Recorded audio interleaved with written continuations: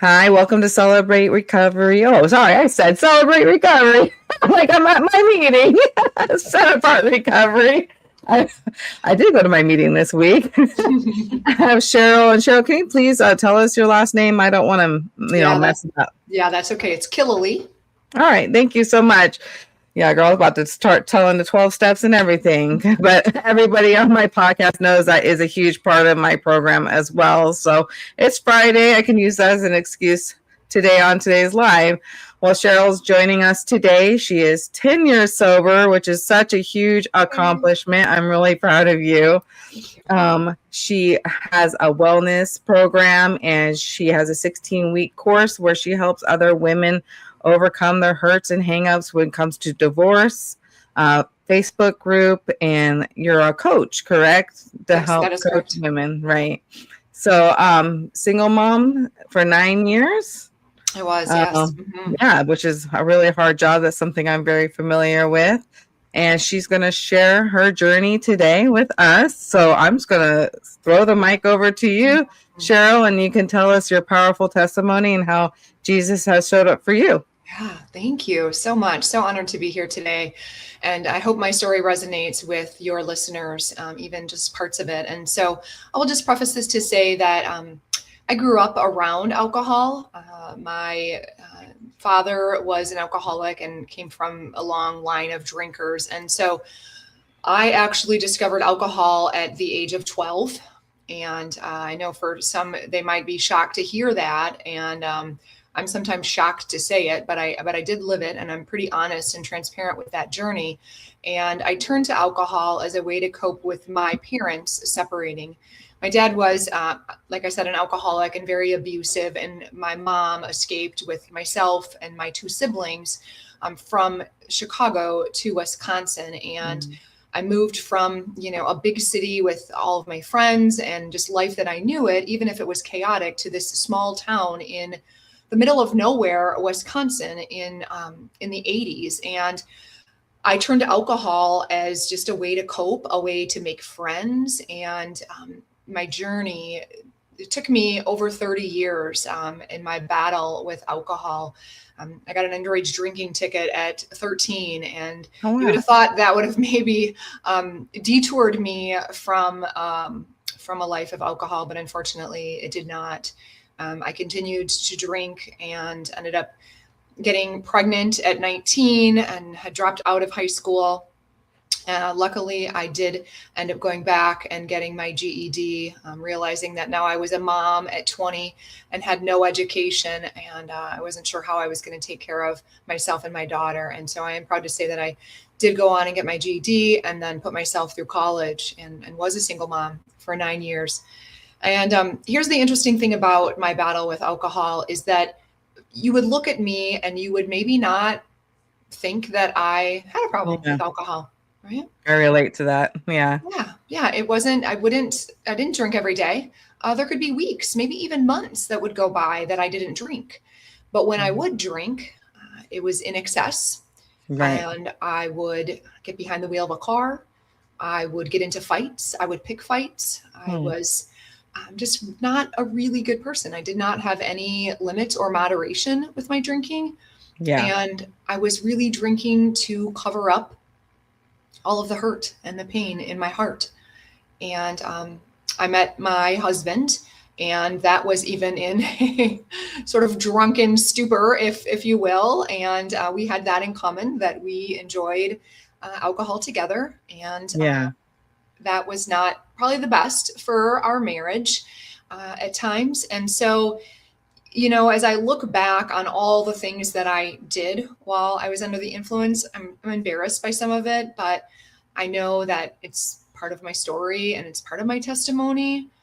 And people often ask me how I got sober. And that's the funny part, because even when I got sober, I didn't think I had a problem with alcohol. Because again, I thought an alcoholic was somebody who drank every day and had vodka in their purse, right? Yeah. Huge stigma, and especially in recovery rooms. I noticed that as well. It's like this competition of like who has the worst story, right? And when I started like in AA, I thought that was like a qualification, like, oh, I have to drink every day to be considered an alcoholic. But I found out that I was very, very wrong. It's very relatable. People looked at me, didn't think I had a problem either. Very functional, right? Took care Yeah, of my kids, paid my absolutely. bills, Yeah. kept clean, Yeah. did, chores, took my daughter to preschool, like all the things that you think like any normal person would do. Um, didn't think I had a problem either. I think, your story is funny how it started too, because didn't it start off as a bet? Yeah, yeah. So it started off with a client of mine, who is also a good friend of mine, and she was struggling to lose weight. And I am a personal trainer by trade and a health coach. And I said, okay, looking at her food journal, she was drinking a couple glasses of wine at night. And I said, well, what if we did a little bet together and we both go and don't drink any alcohol, and whoever drinks first has to take the other to dinner or something like that. And so we agreed. We made this bet, and I thought, oh, you know what, piece of cake. I can go weeks or months without drinking. It's not a big deal. Well, then she ultimately gave in. I think it was a girls' night out or something like that, 6 or 8 weeks. And I thought, I'm feeling pretty good. I lost a little bit of weight. So let's just see what happens. And then the weeks turned into months. And then I actually got into some bodybuilding competitions. And of course, that diet is very strict. There's no alcohol involved. And so again, I'm still not thinking that I have a problem at all. I'm just thinking I'm making a choice to not drink because now I'm competing and doing these things. And then I started some yoga training. I have some trauma-informed yoga training, and we started digging into some childhood trauma. And that's where I started discovering that I really had a problem with alcohol when I examined my relationship and how I used alcohol in various social settings, or even out with my husband or out with friends, just to be able to cope with the demands of being a wife, a mom, just a human being.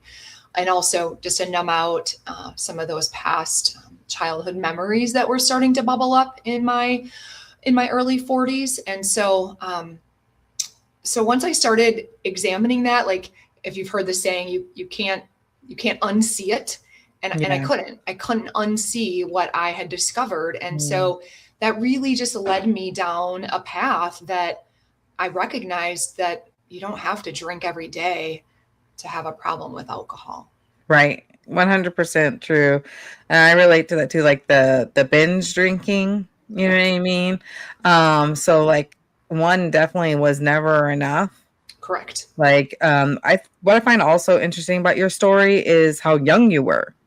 Yeah. To be 12 years old and start drinking. I'm just like, how did you even get access, besides the fact that you mentioned that it sounds like your family had it in the home? And then I was like, how are you even driving a car at 13,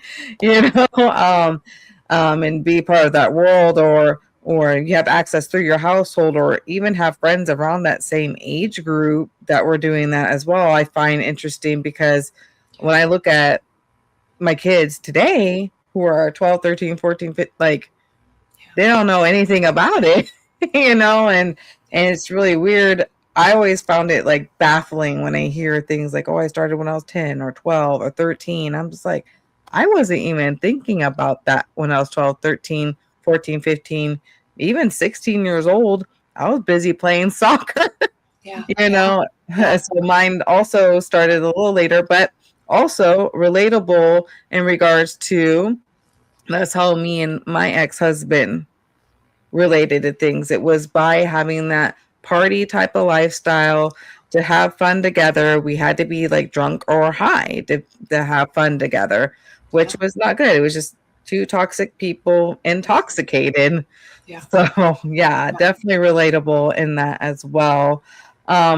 So you realized you had a problem. What steps did you take to start healing from that? Yeah. So my health and fitness really played an instrumental part. I did not at this time really have a relationship with the Lord. And again, as I grew up through my childhood, I did not come from a Christian or religious household. It's fair to say that I'm not sure I even believed in God as a child, just because of some of the childhood trauma and the abuse that I went through.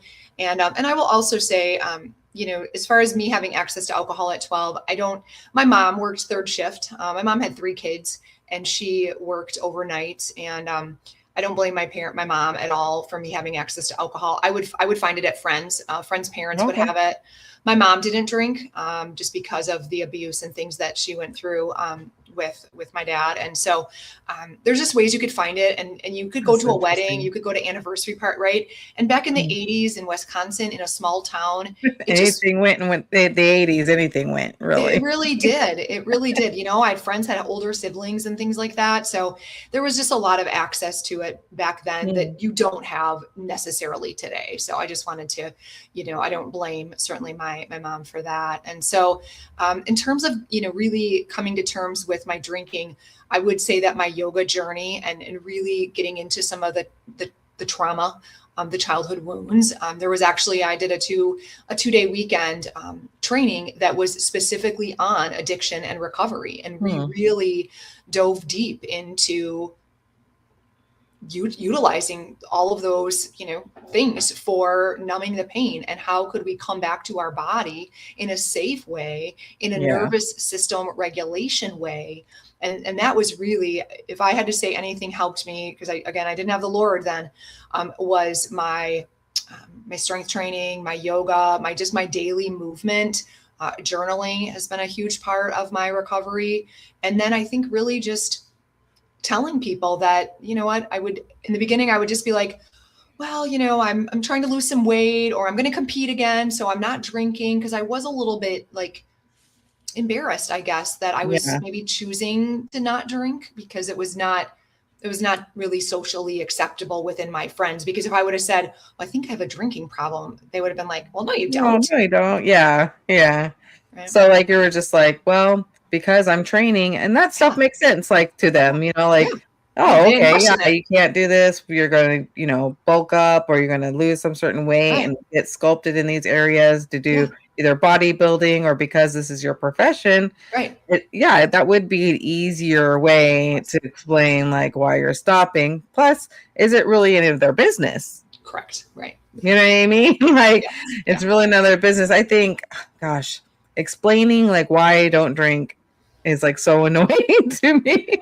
I know. Right. And I remember that in the beginning of my recovery journey, when I jumped into dating when I wasn't ready, and I would just date normies. That's what I call them, people who can have half a beer or have a beer and they're fine, or like, have a half glass of wine and they're good to go. They don't need any more to drink. And, what's the first thing like people do when they ask you, oh, you want to go for a drink?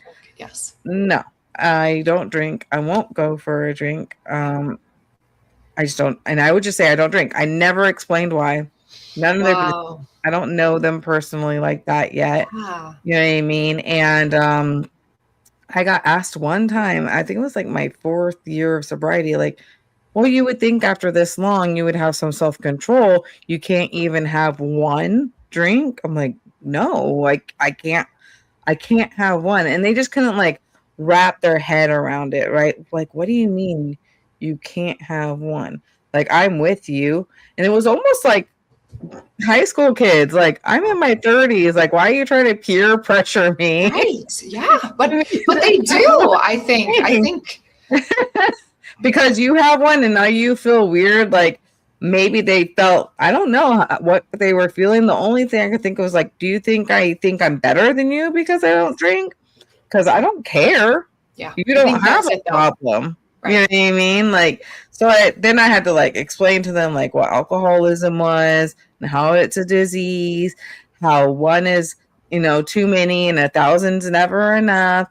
And no, I don't know. And if I even had one right now, that would make me think I could have one tomorrow when I'm not with somebody monitoring me. Right. Like, I know that I have no control on my own self-will. because they're like, don't you think you would have self-control by now? I said, through the Holy Spirit, yeah, I have control. I have self-control. 100%. However, why would I even test that part of my life when I literally told you like I had a drinking problem? Yes, I know. So, there was jokes I would come up with and things like that. But yeah, sometimes I would just be like, I don't owe you an explanation. Yeah. And that's where I am in today. Yeah. I'm in a place where, like, if you know me, you know I don't drink. And if you don't know me, I'm just going to tell you I don't drink. And that's it, period. I don't That's all you have to say. Yeah. No, exactly. Yeah. Exactly. So you're starting to become sober. Yeah. You're journaling. I have some notes here too. You're going through therapy as well. Yes, I had a great therapist that I met with, and we were working through some of my childhood traumas and just forgiveness to my parents for, the childhood that I had, and really just feeling into that and knowing that I didn't need alcohol to numb that out anymore, and that it was okay that I could sit and go through all of that. And I think that was just such a growth period for me to know that I could really heal some of those wounds that had been there, since I was, 5-6 years old. And here I am, in my mid 40s. Yeah. So I've also heard when I was listening to you speak too, it's interesting how you're like, well, I needed a drink just to get through normal things of life. Isn't it funny how it like starts off as a party and then pretty soon, like you need to have a drink just to cope with something like we would do on a daily basis. Like, oh, I got to pay some bills, or, oh, it's Friday night. Oh, it's 5 o'clock somewhere. Like, it's just like stupid little things. Yeah, excuses, right? Excuses to have a drink. Kids got me exhausted. I need a drink, or I just want to wind down. And it just became. It wasn't. I'm numbing my trauma anymore. Now it's. I'm doing this just to get through adulting at this point, and finding reasons why you can't be sober just to get through something that should be easy or an average thing to do, but you're finding it hard to do because we can't manage life in general. Right. So your life has become unmanageable at that point. Yeah. And I think that's a good point. Like when they come up with the 12 steps, they're like, where you admit where your life has become unmanageable. A lot of people think, oh, that means you haven't been able to manage your addiction. No, it means you're not managing even everyday things without having to cope with your addiction. Yeah. So you're also drinking with your husband during your marriage. Would you mind sharing a little bit about your marriage and what that was like?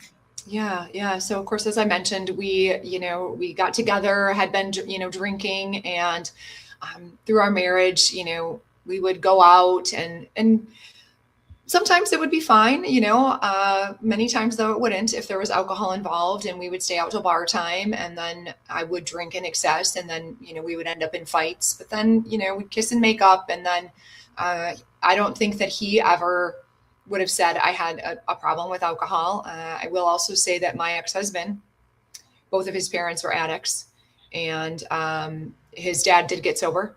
His dad actually got sober. Yeah. At the beginning of our marriage, he actually came to our wedding, and he had been like 2 days sober.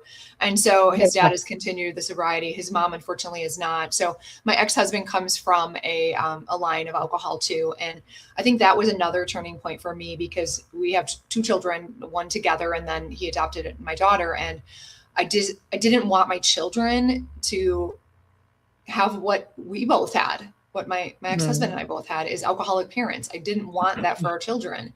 Yeah. And I would say when my husband and I first got together, I don't know that he had a drinking problem, and I still would not diagnose him to have a drinking problem. But I know that when we started going through our problems later in our marriage, and ultimately ended up getting divorced, that his drinking had certainly increased and escalated. And I noticed that in the home, and that was during COVID times, which maybe a lot of people's drinking became a problem during that time. And so we started having some marital problems in 2019. And that was really when I saw his drinking increase, and he was going out to bars more and more. And I was just not willing to do that. I had been in 2019, I had been sober for 3 years. And it's not like I thought that I, would go into a bar and break down and have a drink, but I didn't want that lifestyle anymore. I didn't want to be out till bar time and then sleep till noon the next day and just be tired. Yeah. And so we started to disconnect because he wanted to do that and I didn't. Right. That's a good point to bring that up too. Like everyone's like, "Oh, you're so boring." No, I'm boring when I'm hungover, right? No one wants to go have that be sick and hungover and be sick the next day. I also find that interesting about your journey too, is you guys spent a lot of time in the bar, which is something I don't relate to actually at all. All my drinking was done at home. Okay. I was very isolated though, as well with my ex. So all my drinking was done at home. And we had the kids, right? So they're so little, like who's going to watch them Sure. while we're at a bar too? The bar costs more money than the grocery store.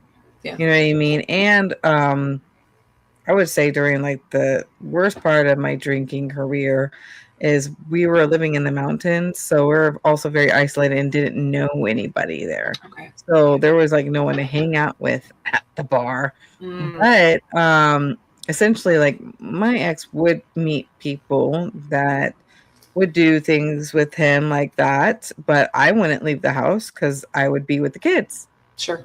So we had our older daughter to take care of our son. And so Mhm. it was a built-in babysitter essentially. Oh, yeah.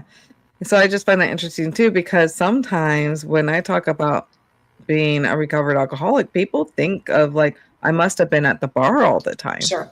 Yeah. They always relate it to the bar. I'm Interesting. like, I've maybe been in the bar twice my entire life. Okay.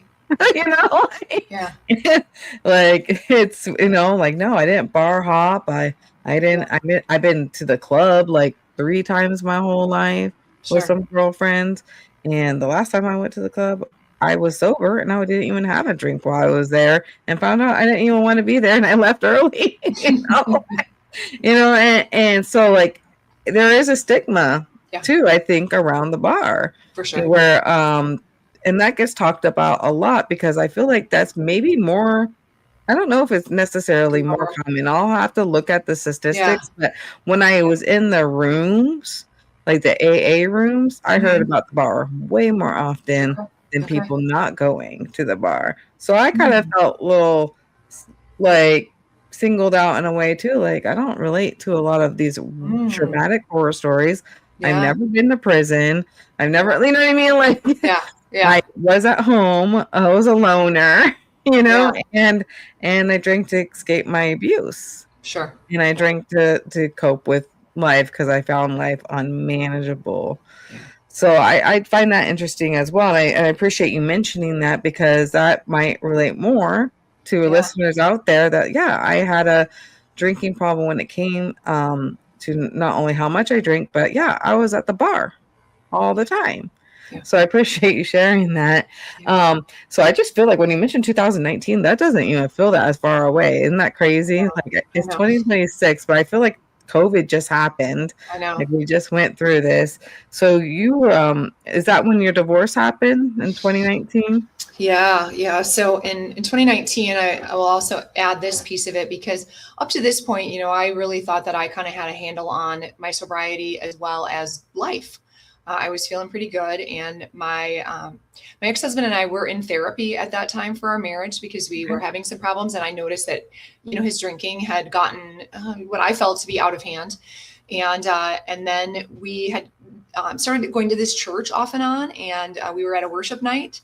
And I'll never forget, I was captivated by the Holy Spirit in a moment that they were doing baptisms on stage in a big hot tub. Right. And, I just felt called to, and my ex-husband at the time, he just looked at me and he was like, "Where are you going? What are you doing?" And I had never been baptized before. And the Holy Spirit literally came over me. And I don't even really recall walking up on stage, but I did. And it was the best day of my life. And being the naive Christian, and I still think that I'm very naive, but I thought that was going to be the redemption of God. I thought that God was going to come in and he was going to save my marriage. I thought, oh my gosh, I'm giving my life to Christ. He's going to do amazing and beautiful things. He's going to redeem my marriage. Unfortunately, or fortunately, I'm not sure. You could look at it both ways. What he was actually doing was he knew what was ahead of me in 2020, not just COVID. He knew what I was going to be going through, and he knew that I would need his strength more than I ever had in my whole entire life. And that's why I was convicted to get baptized that day. Yeah. And you went up there with all your clothes on, right? All my clothes on, end of September, a little chilly outside. I have no clothes. I have no towel. I have none of it. And this hot tub, like it's one of those blow up ones. Yes. Yeah. Yes. Yeah. I love that. Yeah. I love that. It reminds me of the story when Philip was helping that Ethiopian who was like, can you explain Isaiah to me? And then he gets a revelation and he's like, well, I'm going to get baptized right now. And they just like stopped what they were doing in the chariot. And then they just found like this river and they just, he got baptized right then and there on the spot, and I really love that. Baptism is like I get really excited about baptisms, like dorky excited. I actually try to encourage ministers and pastors, like we should just have it available at all times. You never know when God is going to tell somebody they're going to be baptized instead of scheduling it. Yes. You know what I mean? And that's something I became familiar with going to church too, especially when I lived in California, is one, you have the beach like right there. Wow. You know what I mean? You get baptized that day. I also got baptized on a stage, but it was in like a water trough, like a horse. Of course, you're like, okay. Yeah, when I was 16, but I got baptized again. Gosh, I don't remember how old I was, in my 30s. It was not too long ago, if I really think about it, because it was before I moved to Missouri. It was before COVID, 2018, I think, 2017, 2018. Okay. I got baptized again because I really felt like the first time I got baptized, I was kind of doing it because like my parents wanted me to have this relationship with Christ. I didn't really understand. I understood what Christ did for me, but I didn't understand how to have a relationship. And I didn't really follow through after my baptism. You know what I mean? Instead, I strayed away. Yeah. So I just want to kind of like rededicate myself in a way. And I got baptized in a swimming pool at my pastor's house, just on the spot. I was like, can I just get rebaptized right now? And luckily they had like some spare clothes, and I changed and I got baptized there. So I love that for you. And so you mentioned like, oh, you thought this was it. This was going to like redeem your marriage. It did. Because that's something that you guys were really focused on at the time. You're going to counseling, trying to, restore your marriage. And what happened when you found out that wasn't the case? Yeah, it nearly devastated me, I would say. I did not see it coming. I really thought we were on the path to redeeming our marriage. I really did. And so when in April of 2020, my ex asked for the divorce, I got really pretty angry at God. I will admit that. And I got angry at him because I really thought that I gave you my life and now this is like my reward. Like God owes me this reward, right?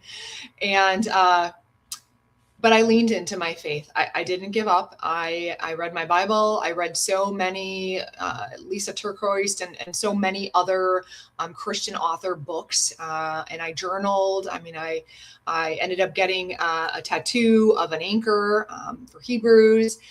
Anchor in Christ. I've got a cross on my arm. I wear a cross almost every single day. And so I can truly say that my relationship with the Lord got me through my divorce, and it also kept me sober, because up until that point, so we're talking, I've been 4 years sober, and up until that point, it almost, I don't want to say it seemed easy, but in a way it did. Like, I don't feel like I really had a lot of temptations until that hit me with my divorce. And I'll never forget, my son was actually with his dad, and I went to the grocery store and there was a liquor store attached. And I remember walking in there And there I was, just standing there looking at the vodka, because that was my go-to. And I get chills, because I can take myself back to that moment. And God was right there, and he's like, Cheryl, walk out of the store. Walk out of the store. Yeah. Yeah. And it's interesting too, like, how everyone's journey is so different, right? Like, because you dove into like therapy, and then once you got to know Christ, he really started removing that desire for you. And I appreciate you sharing that, because that actually is a couple testimonies I have heard through churches as well. Like the minute I got baptized, or when I came to Christ and accepted Christ, like I was set free. I was set free immediately. My story was not that way. I kind of came to Christ later in my sobriety, genuinely walking with him. I kept tampering with I knew God was real. I had faith in God, but I wanted to be like on this fence. You know what I mean? Like we're 1 foot in, 1 foot out, but I wasn't drinking anymore. Like I actually spent several years of my sobriety kind of teeter-tottering. Okay. Really dedicating my life fully to Christ and walking according to how he would want me to be and my full purpose, and I didn't know who I was. I was so busy just finding my identity. Yes. And my sobriety in Christ. I was so busy trying to figure that out. I really relied on recovery programs more for my sobriety at that time, because I was still trying to learn who Jesus was to me. Yeah. And once I found out who Jesus was to me, also, not only that, but who I was through Christ, that's when I felt really set free of all the teeter-tottering. Now I remain sober, and the steps helped me tremendously, and I swear by them. But it was other hurts and hangups, like old character defects that I was just really holding on to, and one of them was just the codependency and trying to and feeling like my worth was had to be tied to some kind of relationship.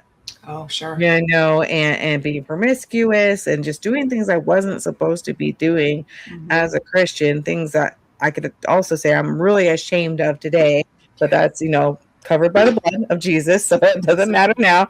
But once I said, Lord, I'm tired. I'm tired of living this way. I'm sober.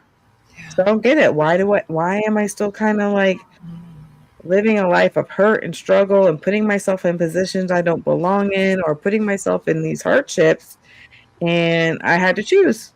Yeah. I had to choose and commit. Luckily, I think it was about my 5th year, the desire to be tempted to drink or think about it really did lift from me, my 5th year of sobriety. And it was weird, because I was a really hard year, because that's the year I actually really thought about it too. Like, because I was at family law court, which is a big part of my story. And something happened that was very unjust and kind of mind-boggling, and confusing, because you think that the system's supposed to be advocating for safety and all these things that you're not allowed to do. And I just left there, and my thought was like, if my ex could not be sober and do all these things, then what's the point of me staying sober? What am I doing this for? If he's allowed to get away with it, why can't I? And I literally the minute I had that thought, I called my sponsor.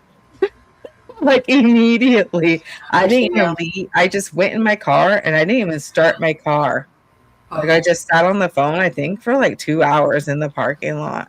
Wow. With my sponsor, because I was like, oh heck no, we're not gonna go there. Like we're not gonna go there. Like that could attract me. If I didn't have my sponsor or the resources or those meetings, like I don't even know who I would have called. Yeah. You know what I mean? Besides, Jesus, but for me, like I'm so tangible, right? Like Sure. I'm a tangible person. I need kind of feedback sometimes. Sure. So, that's how Christ showed up for me, though, is by using other people. I love that. So I love that for you, though. Like, it's like Christ came into your life, got baptized.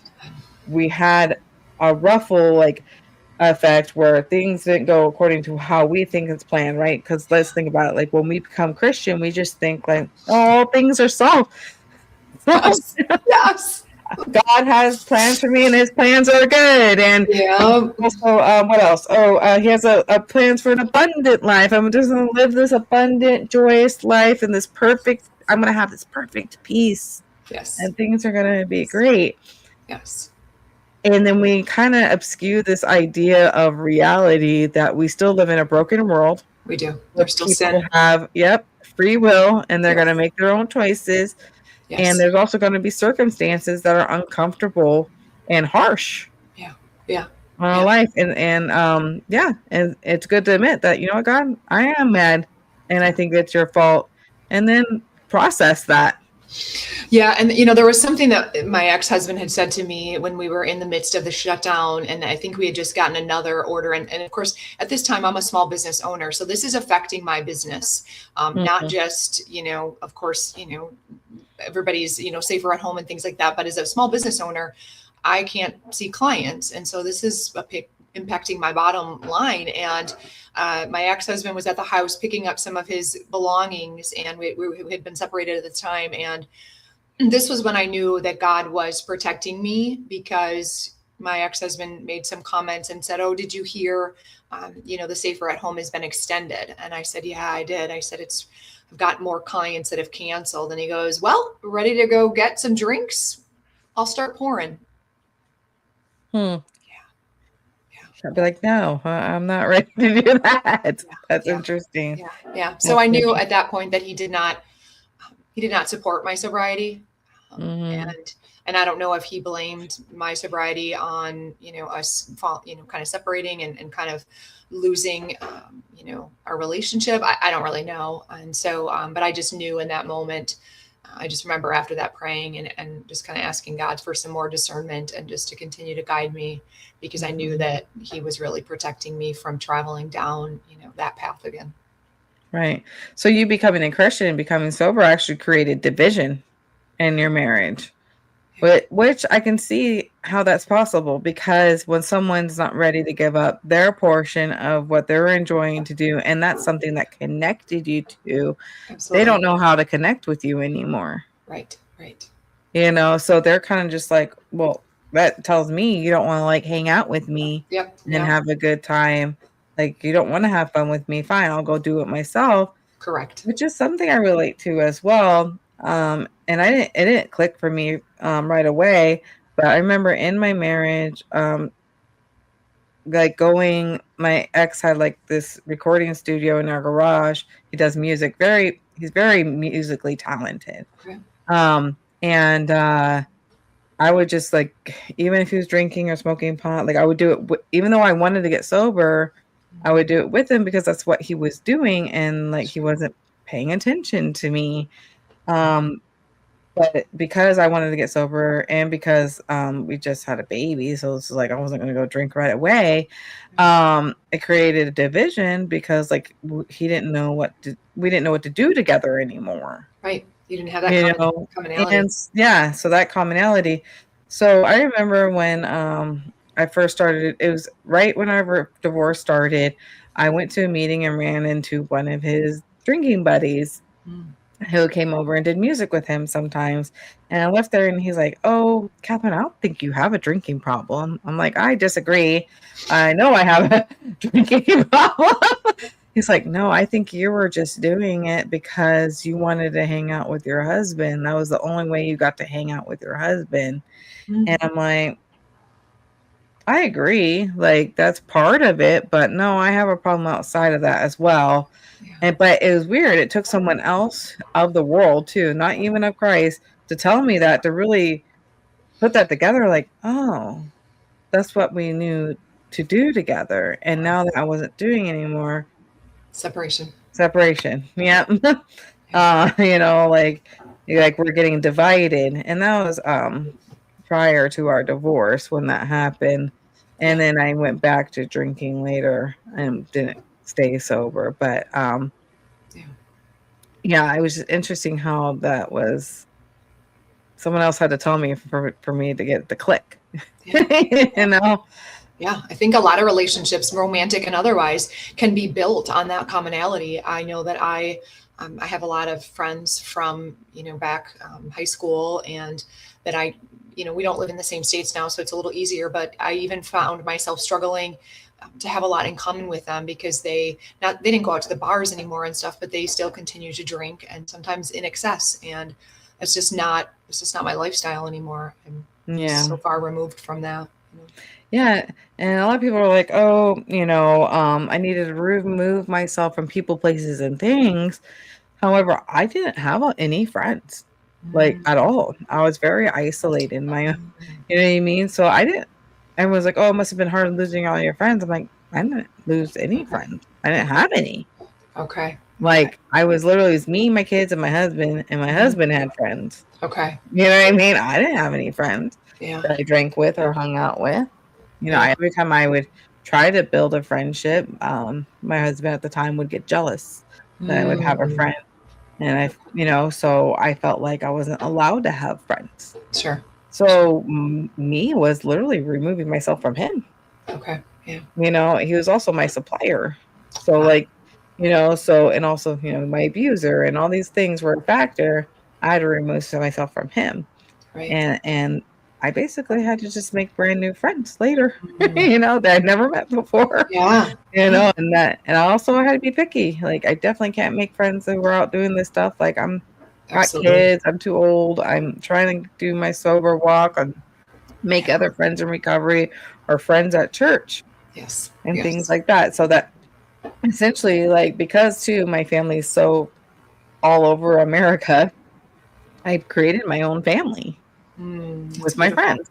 Yeah, with my friends from church mainly. And it was great because after I got baptized again, I was very involved in this one church, doing ministry with them, and became the bestest of friends, and just kind of built my own little family. So but that is important. If you're finding yourself getting tempted or being brought back in through relationships that you were in prior, sometimes you gotta set that boundary to be like, I'm so sorry, because you're still doing this part of your life. Like, maybe we can be friends later, but we can't be friends anymore. Right. And I still love you. Yes. And I still care about you. However, I just can't be part of that lifestyle anymore. Yeah. So you came to Christ, had this amazing experience, got baptized, got divorced, and now you're on your own. Yes. What? Yes. So then God called me to St. Louis.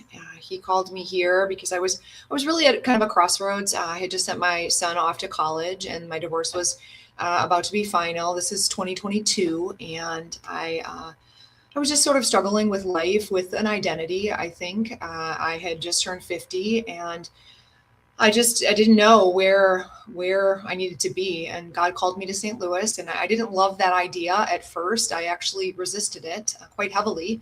And of course, God persists and he wins. And so I just said, okay, Lord, if this is where you need me, this is my next place. And I'll just say my daughter lives here, and she had just had her first child. And and so I became a Nana, and I've now been in St. Louis for 4 years, and I couldn't imagine being anywhere else. I'm about 20 minutes from my daughter. I have 3 grandchildren, and I adore them. And God knew where I needed to be. And so that is just another testament to putting our trust and our faith in him, and surrendering to his plan, not our own. Right. Absolutely. And that's where we relate to as well. It's so funny, when we met, I didn't know you were from St. Louis, and I'm also in Missouri.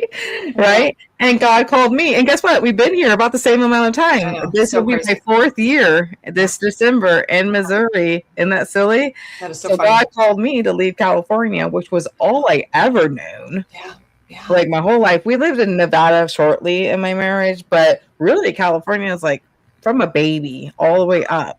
That's all I've ever known. And I was horrified. I was horrified to leave. Like, at the same time, like, there was no way I could survive there. They were like raising the rent again. You know what I mean? And it just got to the point where I was divorced then, gosh, by like 10 years already divorced, you know? And I was just like at the point where, you know, things were getting better to enough to where like I'm trying to look to buy a house. Right. Yeah. Can't do that there. No. And it was hard and horrifying because God said, like, you're literally told me in the parking lot in front of family law court again, like I'm in front of this courthouse again for the 8 millionth time. That's where I spent a lot of my time, by the way. I was there and I was frustrated again. And I left there and I was like, although by the end of the day, the judge granted an extension on my restraining order, I was just in my car like, Lord, like it went really weird. And he said some things that's like almost basically saying like violating the order is okay. Or, you know, and I'm just like, and I'm really struggling financially here. Like, what am I going to do? He's like, your ministry's done here. You need to leave California. I'm like, where in the heck am I going to move? And I was like, well, I could always go to Georgia. That's where my parents live. Okay. Right. But then no lie, Cheryl, not even a lie. That literally in my car, just sitting in my car at the courthouse, but again, pondering, my good friend that I've known, that used to be my neighbor in California, moved to Missouri. I was like, hey, what are you doing? I'm like, girl, like, I'm just sitting in my car, like, contemplating life, you know?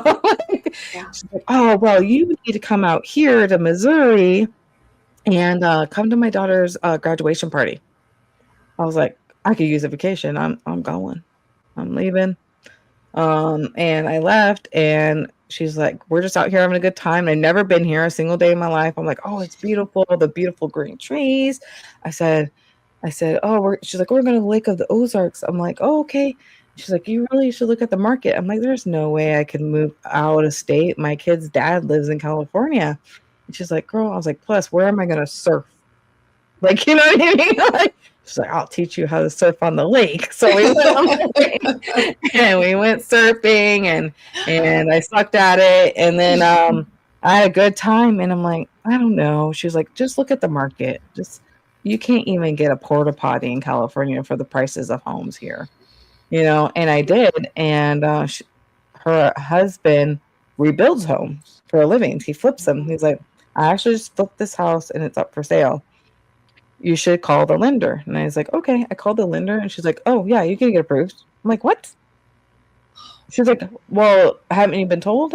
I'm like, well, in California, it keeps telling me that my credit's really good, but my income is not it. I work 3 jobs. I still couldn't buy a house. And she's like, oh no, you make more than enough. Wow. What do you think? And I'm like, I just was like, I don't know. God told me to move. So I was like, well, Lord, if this is not your will, I'll sign up and then you won't let the contract go through. Right. I got that house in 2 months. Like, and then in faith, I moved my stuff here, not knowing if I could even move my kids away yet. Oh. And just knew like I was going to move here. I moved all my stuff here, left my car here, borrowed a friend's car in California, went to court. And when I left there, they don't give you an answer. They have like 90 days to decide. And I'm like, I don't have 90 days. I have to sign this contract for this house.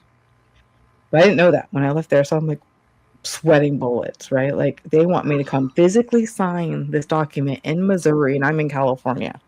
I'm like, there's no way I can sign online. There's no way I can print it and send it back to you. They're like, no, we need an in-person signature, blah, blah, blah. I'm like, I can't make it out there in time.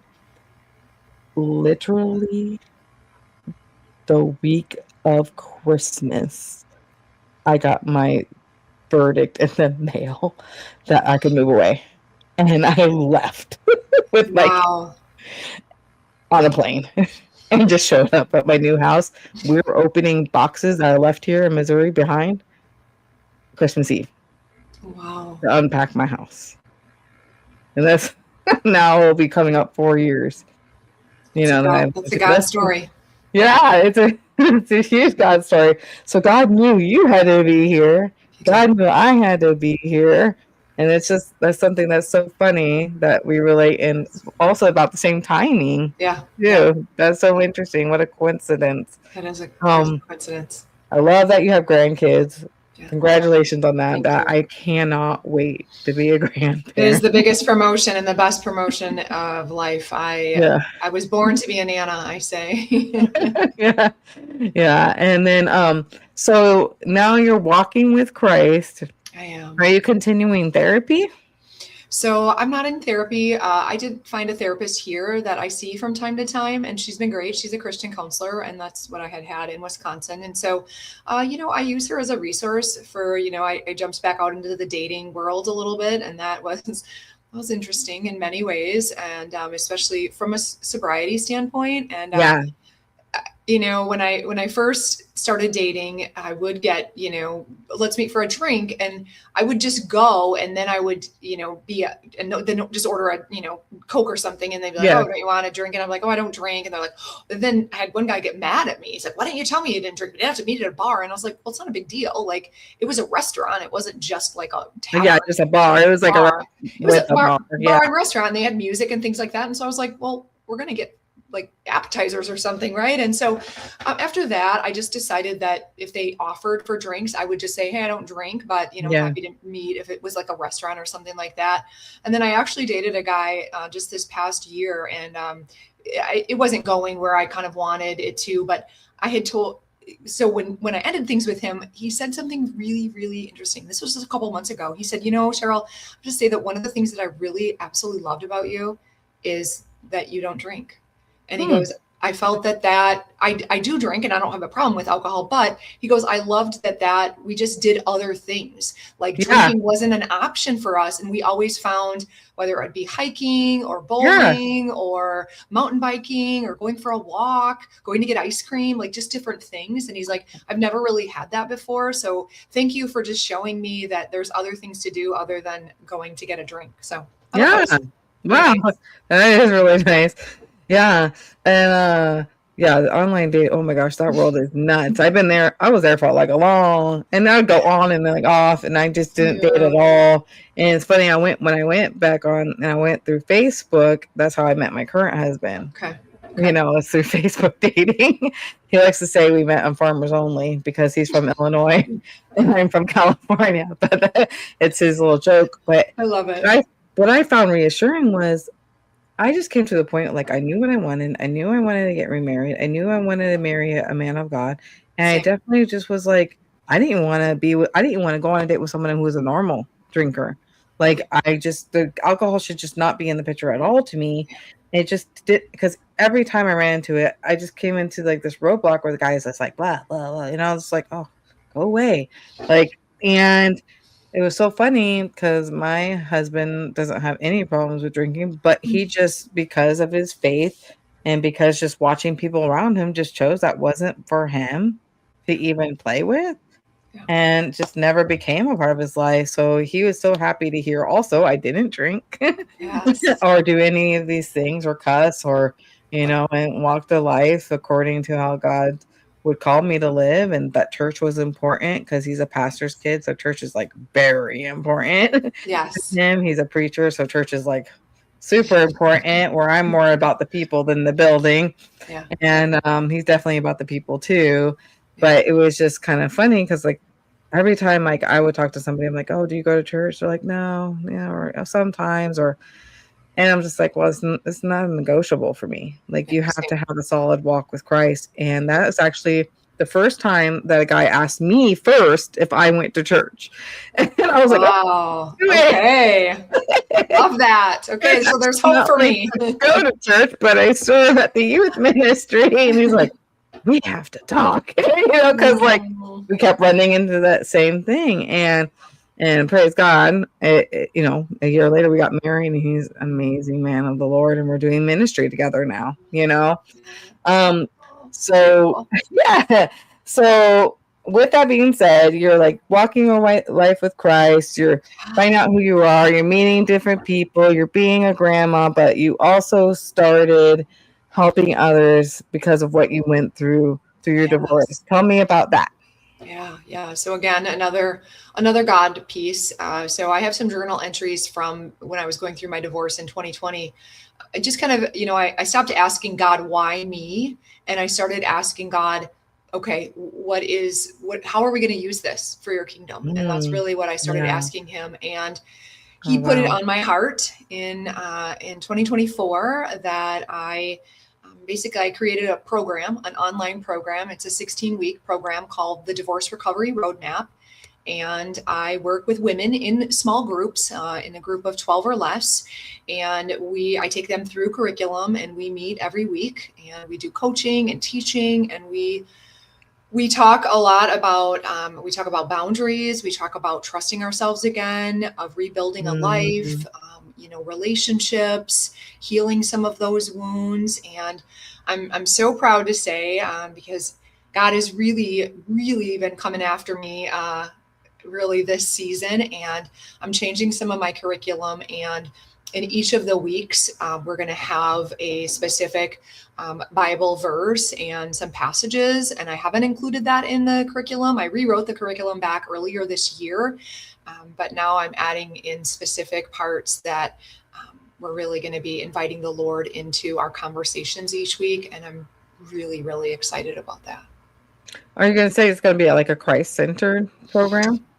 So I'm not really leading with that piece of it, but I am making it very apparent that there is Christian fundamentals in it. So if you are someone like, I don't want someone to feel that they would not be able to gain benefit from my program. But if speaking of Christ or talking about the Bible and praying, if that makes them uncomfortable, then it might not be the best program for them. And that's why I have conversations with women before they join my program. I get on the phone with them, hear their stories, and find out if it's really the right fit. So we will have that conversation. And, if a woman's like, you know what, I'm pissed off at God, pardon my language there, but I'm really, really mad at him, that's okay, right? I want her to be able to bring that pain and that sadness and be able to work through that, because I know what it was like to be there. I was there. And I think God understands that we're there and he loves us regardless. I think it's important to know, just because it's a Christ-centered program doesn't mean you have to be a Christian. Correct. Yes. Because that's a great point. Right? Like I'm developing a recovery program. Most people are not in their journey with Christ yet. Some people are not even saved. My whole goal, though, is to share the gospel in hopes that you get saved. Whether you receive it or not, I can't control that. Plant the seed. Plant the seed. Pray over it. They also have to know, though, but this is part of your life. This is important to you. It is. This is how you're incorporating it into what you want to do to help people, because you know the word of God can help people, and you know the transformation through Christ that is done in your life. And you can't deny somebody's testimony, right? Correct. You can't say that their story is not true. Right. Yes. So that's one thing that's so important. This is why I started this whole collaboration and getting people into these podcasts, is to share this testimony. Well, you can sit here and argue the Bible and have all your theological debates until we turn blue in the face. I'm not that theological yet, but like, not at all. You know what I mean? Like, and I've been a Christian for a long time, but guess what? You can't tell me what I've been through is not true. Correct. Yes. Absolutely. I can't tell you, Cheryl, like what you've been through and what encounters you had with Christ is untrue. I love that you got baptized right away. That excites me, that the Holy Spirit really urged you up there to get to know him and come to Christ and have that relationship with him. God really, truly called you up there. He did. He knew that's my child. She's going to come to me, and she's going to come to me right now, today. And because of that, has transformed your entire life. We can't deny what Christ has done for you, And so, so that's why I tell people too, like, this is a ministry. Mine is a ministry. It's a Christ-centered program. You don't have to know Christ, but you do have to be willing to become sober. Yes. You do have to be willing to have your ears open to the fact that I am going to mention these things, and it's not to offend you. Right. This is to share the journey that I know and I have experience with. And it's also like, how are you going to be offended when most of it's encouraging anyways? It's the word of God. He is loving, right? He wants you to become a new person. He wants you to become fully restored and healthy. He wants you to have a sober mind. He wants you to have healing and forgiveness through divorce. Yes. He wants you to find who your identity is and be healthy in him. He wants these good things for you. Just like the Bible says, just like us as earthly parents know to give our kids a loaf of bread and not a rock, how much better is our Father in heaven that he's going to do good things for us. Absolutely. So I love what you're doing. I definitely have posted your website as in the description. So if anybody wants to look at Cheryl's coaching website and what she's doing to help these people come over divorce, hurts, hangouts, find themselves, rebuild themselves, encourage themselves, and find true love in themselves and healing, they can go to that website. I also incorporated your private Facebook page as well. The private Facebook page I love. I have one as well because it helps protect people who want to share their story, that they don't want their business on blast. Correct. So if any women are out there wanting to join that, they would just have to request and you would welcome them in. They would have to agree to whatever rules you have on that Facebook page, just like they would have to do on mine. What is there anything that you think to end it that you would want to encourage any viewers today with? Yeah, it's a great last question. I think that just continue to take steps forward. I think sometimes we think we have to have it all figured out. We have to have this big 5-year plan. And I think we both know that if we had a 5-year plan, it got blown up. It didn't happen because that was our plan. And God's plan is a much bigger and better plan.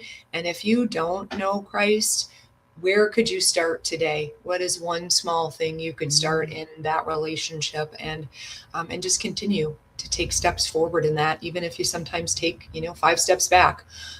So we just keep getting up each day and asking God how we can use our gifts to help him and his kingdom. Amen.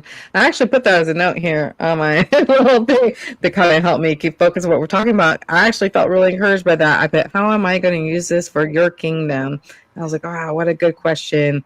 And that's something I asked myself too. Like, how am I going to use so much pain in my sobriety journey to help other people, but I'll not only help other people, but to glorify the Lord. So thank you so much for that encouragement. I was really touched by that question myself. And I really appreciate you coming on and sharing your story today and sharing all the things you have overcome. I'm just going to leave it at that. And everyone can get to your link. I can get to it on Facebook myself. I'll probably join your Facebook page as well, your private page. So let me in. And then I definitely would love to meet up in person too. Yes. And we can collaborate like this again, or just meet up and have some coffee or whatever. That would be really cool, being that you're not so far away. That would be amazing. All right. Well, I'm going to end today on this good note, and you have a good night. Thank you. Thank you.